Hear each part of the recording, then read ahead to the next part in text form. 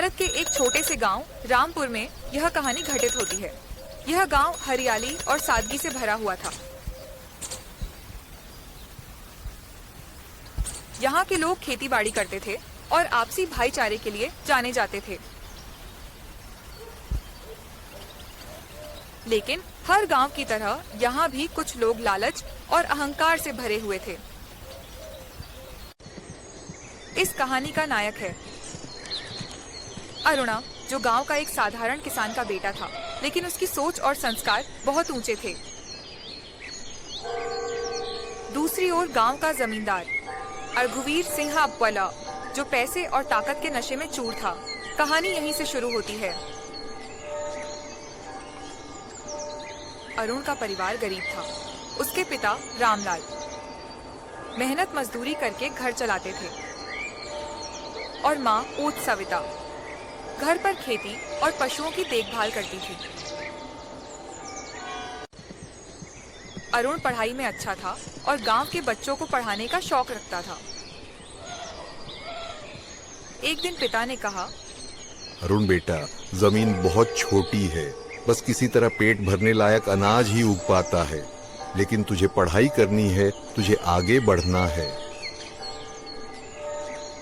पिताजी, मुझे ज्यादा की चाहत नहीं है।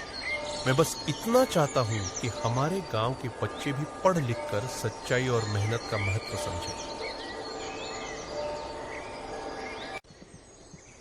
गांव में रघुवीर सिंह का बहुत दबदबा था। उसके पास बड़ी जमीनें थीं और वह किसानों से ऊंचे ब्याज पर कर्ज देता था। जो किसान कर्ज नहीं चुका पाता, उसकी जमीन हड़प लेता। एक दिन पंचायत में उसने ऐलान किया, जो कोई भी मेरी बात नहीं मानेगा, उसका जीना यहाँ मुश्किल कर दूंगा। गांव में मेरी चलती है। गांव वाले डर के मारे चुप रहते थे, लेकिन अरुण को यह सब पसंद नहीं था। एक बार रघुवीर ने गांव के गरीब किसान गंगाराम मीत से जमीन छीनने की कोशिश की। अरुण ने पंचायत में आवाज उठाई, जमींदार जी, ये गलत है। गंगाराम ने कर्ज उतारने के लिए जी तोड़ मेहनत की है। आप उसकी जमीन क्यों छीन रहे हैं? अरे छोकरे, तू मुझे सिखाएगा? यह मेरा राज है। गांव वाले चुपचाप तमाशा देखते रहे, लेकिन अरुण की निडरता ने सबको सोचने पर मजबूर कर दिया।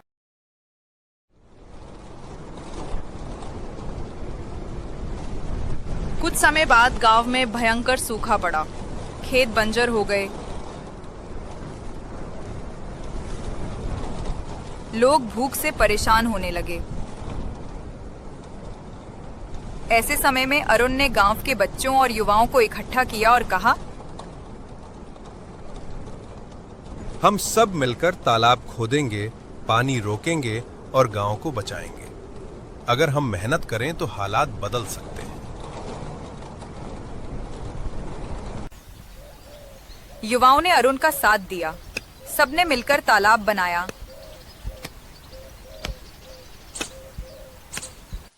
बारिश आई तो तालाब पानी से भर गया। फसलें बच गईं और गांव में नई उम्मीद जगी।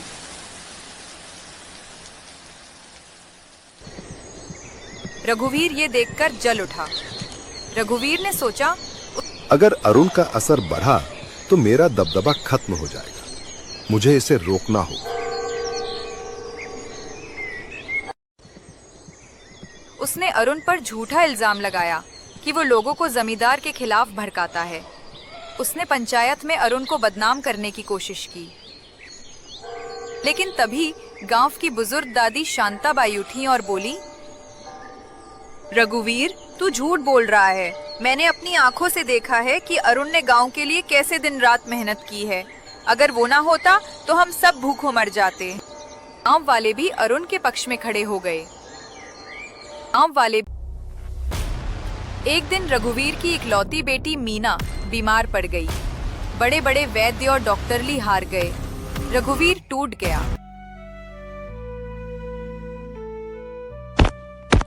तभी अरुण अपनी माँ के साथ जड़ी बूटियां लेकर आया और मीना का इलाज किया।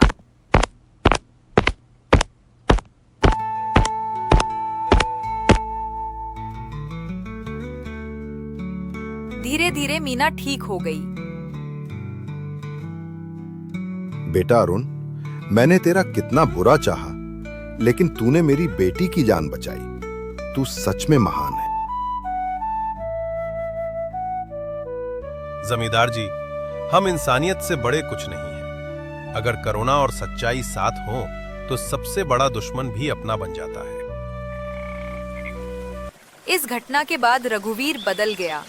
उसने किसानों से कर्ज वसूलना बंद कर दिया और गांव की भलाई के लिए काम करने लगा। गांव में पहली बार सबने मिलकर सुख और शांति का अनुभव किया। सत्य और करुणा की शक्ति सबसे बड़ी होती है। अगर इंसान सच्चाई पर डटा रहे और करुणा से काम ले तो सबसे कठिन दुश्मन भी मित्र बन जाता है।